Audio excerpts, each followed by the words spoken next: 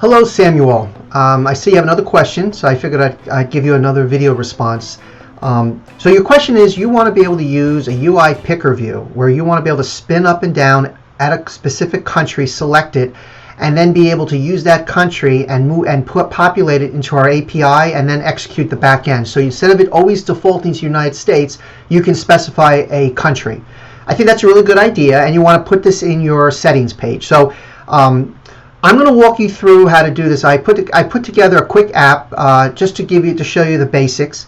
But what I really want you to do next time, though, is go through the documentation and play around a little bit and ask questions to help get closer to your answer. But the way you're really going to learn and get the maximum out of this is that you play, you struggle, you make mistakes, and you're going to get frustrated. Trust me, that's good. And it may not work. That's good. If everything works perfectly and you know how to do it, you're not growing. All right, and you're really going to get more out of it. And you should be, or everyone who's watched this right now, regardless if it's the UI picker view or some other object or something that we're doing that I did not talk about at all in the base course, you should be able to go in. You should be able to look at the Apple documentation. You should be able to look at the basics. You should be able to, and they're kind of similar when you work with one versus another. And you really should get about 60-70% going.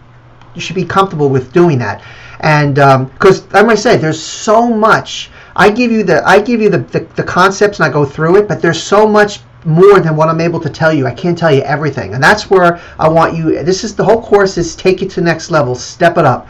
And so the only way you're going to step it up is to really experiment and play. But in this situation, I'm going to walk you through it. So let's go over to Xcode, and this is a single view application that I set up. And as you see, I'm in the main storyboard and I have two objects. If you look over on the object library, you see picker view. All I did is just drag out the picker view and put it right here. And Apple automatically defaults, it just puts some values in there. And then up here is a label, and I just called it country, and that's really the selected country. And the goal was, as we spin the picker, whatever I stop, that's what's going to be populated in our label. All right. Now, the first thing we're going to do is, once we move everything out, line it up to the blue lines, and then once you line it up to blue lines, go down here and say reset to suggested constraints, and that will do it for you. Or you can do it manually. And I have a couple of videos coming in the bonus section that's going to really talk about stack views and auto layout. But for now, just do it this way. Otherwise, if you run it, it may be all over the place based on the device that you run, and it may not look right. Now, the first thing we need to do is, this is our picker object, our picker view. Select it, go over to this last thing right over here where it says Show Connections Inspector. And as you can see here, the outlets. We're going to be using a protocol for the UI picker view. And we're going to conform to that protocol. In order for the conformant, we have to set ourselves as the delegate. Now, we're going to do it through storyboard. Now, I did show in the base course how to do, when we did our table list, how we could set our delegates through code and how we could do it through storyboard. But we're going to do it through storyboard. And I'm just going to take this little plus button and I'm going to move it from the delegate and move it right over to here. And I just connected our delegate.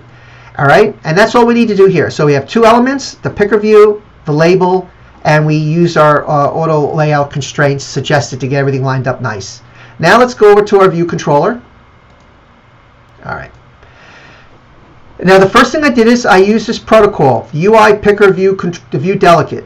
And if you want to know what's in it, you hover over, hit Command, select it, and it will tell you here are all the methods here are optional and these are mandatory.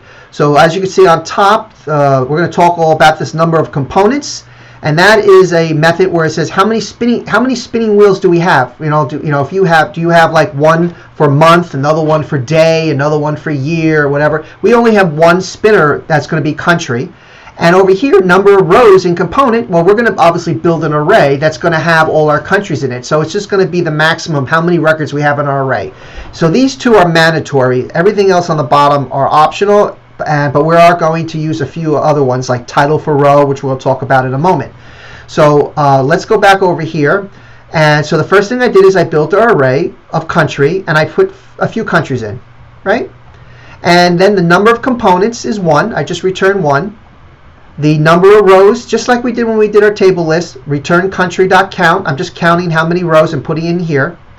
The title for row method just puts all the data return country row. That's it. So I say take this, United States, Italy, Canada, Turkey, Mexico, and just put it into our picker view, and that's what that does. And the did select row basically says whatever, when I spin that wheel, whatever it stops, whatever that row is in that array, move it to our label. And this is where you would create a variable and use this value to move to your create your API with the correct country before you go ahead and execute it in the back end. Okay. Now let's go ahead and run our app.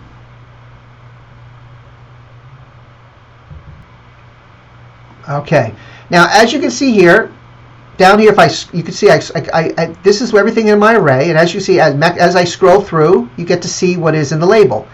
Now, I wanted to show you really quick in the view did load. Notice I said country 0, because the first time in that we come into our application, this is always going to be spaces.